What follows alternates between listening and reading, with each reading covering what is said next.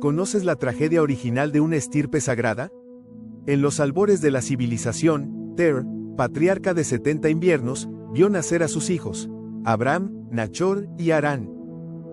De esta estirpe, Harán, el primogénito, trajo al mundo a Lot, marcando el linaje con una promesa de futuro.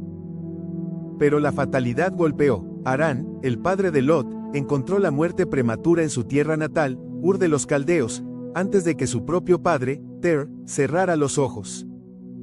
Mientras el dolor cicatrizaba, el linaje continuó.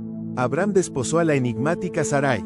Su hermano Nachor tomó por esposa a Milca, hija del difunto Harán, uniendo destinos y sangre. Pero el destino de Sarai se tiñó de sombra. Era estéril, una cruel sentencia que amenazaba el futuro de la prometida estirpe.